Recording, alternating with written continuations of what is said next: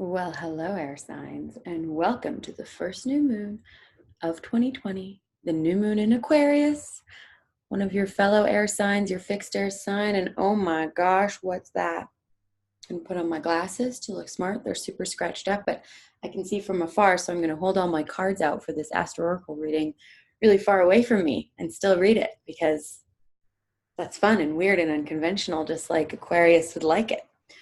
So, my loves, do you like my waves and my need to steam this beautiful tapestry behind me? All right, without further ado, in all seriousness, this is such an epic new start, really, to the age of Aquarius, the age of creating change, being a change maker in the world, using your mind, your intellect to create true, activism for the greater good of all. That is the theme of this Aquarius new moon. And I'm going to do a reading for you, beautiful air signs, my leaders here. And then in the extended below, you can donate whatever you want to watch the extended. And if you are one of my past clients or one of my current clients, reach out to me because you get that stuff for free because I love you. I love you so much. And if not, donate. You'll get access to all of them. I'm not going to give you only access to the air ones or the whatever. I'll give you access to all of the extendeds because I know how astro charts work. And these readings are meant to be relevant to, or they are relevant to, your sun, your moon, your rising, and your north node. And if you don't know what those are for you, well, look it up. It's really easy. You just need to put in your birth information, birth time, place, and date. Yeah, that date. That's an important time. Into astrocharts.com. That's one of my favorite things. And if you want a reading with me, well, then click the link below and we can do that. I can do a 20-minute mini reading, give you an overview of your chart, or we can do a full-on astro coaching reading and get deep dived into what you need. So the link is there below, and I'm going to stop talking and get into this reading. All right, so we're going to do a 4-card poll. Looking at my notes, the first question we're going to ask is, what is being created next for the greatest good of all? What is being created next for the greatest good of all that you as a collective air signs need to know about? So again, this is relevant to your sun, moon, rising, and north node. And I'm a Gemini rising and a north node Aquarius. So this is very relevant for me. All right, I feel like pulling, I'm gonna pull a goddess card, actually, goddess power for this. They all just speak to me when they need to come out, Oh, wait. Oh, I could still read that. It's not that bad, but it's nice to be able to read billboards and signs across a room. I feel very powerful. I feel powerful. Okay, what is being created next for the greatest good of all? What is that focus point for all of us? I really got the clarity, especially for my friend Krista Ryerson, Chalice Grove. She's a great astrologer as well. She's a 5D astrologer, super esoteric, really lets her Aquarius vixen flag fly. And she was telling me about this diamond consciousness that we're coming into, and really diamond clarity, diamond mental clarity is what I'm getting. And today I've had a pretty a headache kind of all day, and I had a feeling once we got this moving and the thoughts moving in this reading that it would go away, and it's starting to subside a bit, so that's great. Okay. Amazing. Oh my gosh, this goddess has been coming up a lot this week. So it's the goddess Lakshmi. She's the goddess of fortune and abundance. So what's being created next for the greatest good of all is really a focus on being able to create money and fortune, having good fortune, having an abundance of ideas, an abundance of friends, not just in money, but in resources, right? So if you own a business, being able to have the right staff on hand, the right materials, your raw materials, and suppliers are all dialed in. Everything is working, right? It's not just the money to be able to do it. It's also the resources being tied in and the right people and places and things coming together so that you can create for the highest and best, right? This is what's so important in conscious business, especially if you make physical products, which is something that I'm super passionate about supporting brands that do that in my brand strategy work. Is that for the greatest good, for the greatest goods requires a level of consciousness and deep thinking about the entire supply chain, how it's grown, what the political environment is there where it's grown, and then how it's transported, where you get it to, how you make it, how you employ it, how you sell it, etc. All of that. So I'm using that as an example for all of us air signs to be really, really focused on the collective impact of the work that we do. Like, what is the overall impact, the net impact of the work that we do and we feel drawn to in the world? It's like, it's so important for us to know that when we consider that, when we consider consciously every aspect of the impact of what we do for the greatest and highest good, that is where our fortune lies. That is where our deepest abundance lies, right? So in our the more conscious and aware we are, right, the greater awareness we have. And I'm using my hand around my head here because it's about like the intellectual awareness. Like, you might actually have to study, talk, learn, educate yourself, etc., about the place. This really feels like it's related to your work and your purpose in life, like what it is that you do to serve people.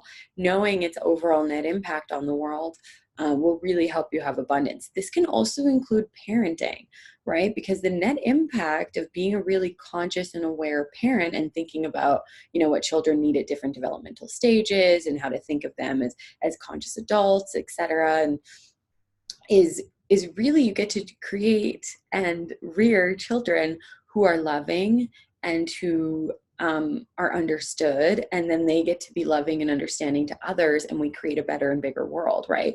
They're not traumatized and they don't traumatize. It ends cycles of abuse. So really, being a conscious parent, like, you don't have to be making a multi-million-dollar business, or you could be doing both because you're a boss lady, you're a boss dad, which I love. But it can be just being consciously aware of the greater impact, the greater ripple of your work, and the consciousness that you bring to something, right? So the fact that you looked into like different schools for your children and different things to develop them artistically or creatively or intellectually, that can actually serve the world in the future, because they'll be kinder people and they won't be a part of, perpetuating unhealthy patterns and traumas in people. So knowing that consciousness will give you gratitude and awareness for yourself. And from that gratitude and knowing that you're really in integrity and doing the right thing, that's where there'll be so much abundance. So that's what's to be created next, is even greater awareness and more action towards that awareness, and knowing that the abundance is there. That's where all of your abundance lies. It's often the thing that maybe you even know most about, or you're most passionate about, or you want to learn more about because you're curious about it. That's where you'll make your most money and have your greatest impact and really truly feel abundant. Oh yeah, Lakshmi. Heck yeah. Heck yeah. All right. I don't know why I'm saying heck yeah, but I'm excited, people. It's a good time to be alive on this planet. And it would be cool to be on another planet, just for a second. Like, what if we could go to Neptune, right? Of course, I just said Neptune. That's a dreamy far off destination.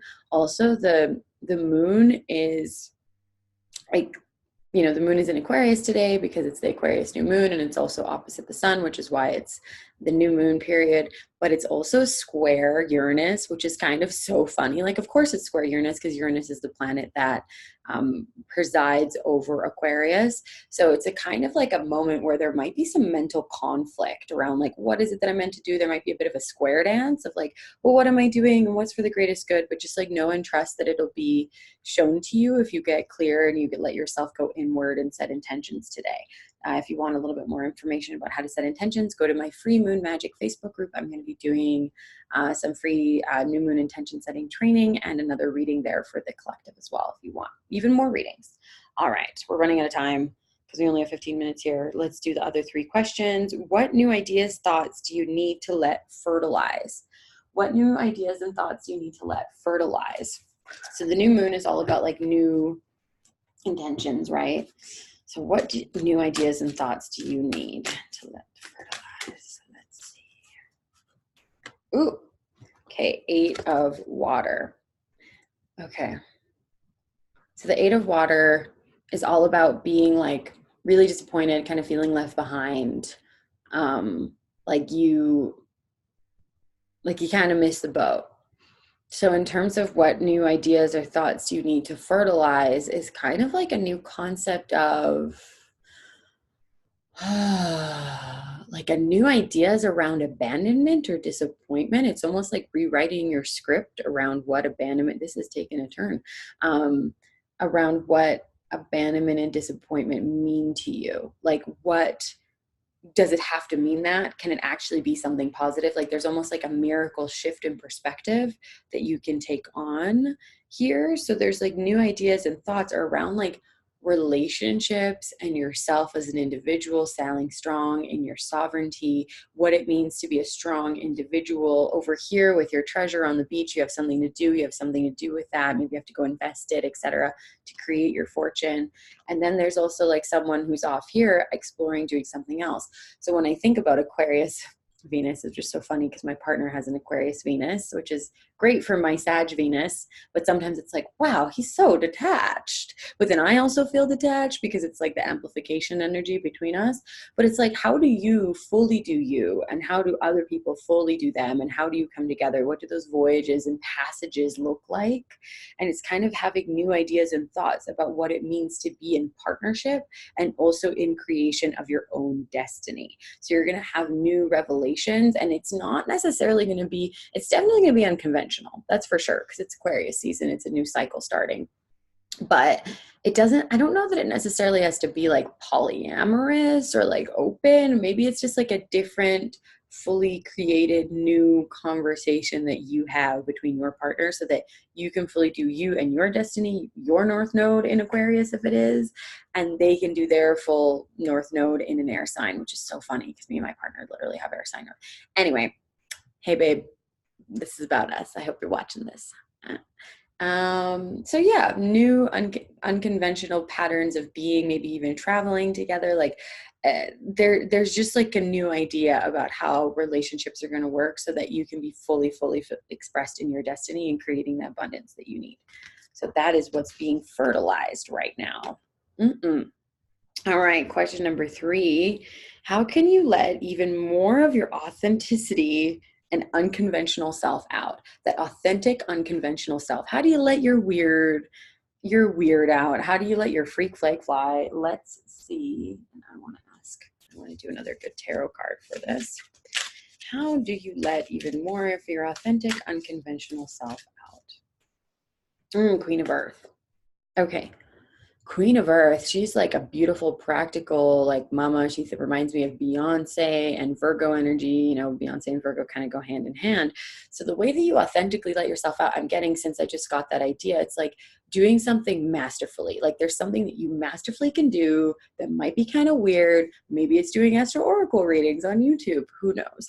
But really doing something that's practical, like something that's grounded. Maybe it has a schedule and a routine. Like it's kind of funny to think about your like unconventionality being on a schedule or being really practical, but that might actually help you get it out more, right? Like if you actually have a system or a place to put it out, like, right, if you put it into a book, if you put it into a podcast, if you put it into a visual presentation. Like I love doing improv and I love having my creativity and my totally weird accents and characters come out, but I like doing that in the format of an improv show and an improv class. So that's where I let my unconventionality come out. So that's what there is for you to explore, is how can you put it into like a physical format, into a practical format, so you can actually practice it and master it. Cool. All right, last question. What do you need to focus on in this new cycle? What do you need to focus on in this new cycle? I'm going to pull an animal card. All right, let's see what to focus on, air signs, for this new cycle. And it's dragonfly energy. Okay, that's so meaningful and important to me. I love the dragonfly, but it's in the reverse. So it said, truth transcends illusion. So what there is to focus on is like on illusions, like where are you delusional and where is the truth? And Aquarius energy and air energy wants to figure it out and wants to be logical about it. So what to focus on is what is the truth rather than the illusion. What's just a glimmer, what's just hopeful compared to what is the practical truth that you need to be focusing on. And maybe it's something unconventional that still needs to be created. But there's definitely this deep sense of needing to focus on truth and seeing the truth and being able to live your truth and have other people live theirs. That is what is coming out for you. So I hope you have an incredible time with that. I love you, my air signs. Check out the extended if you're into that. And if not, that's totally cool. More to come. Love you.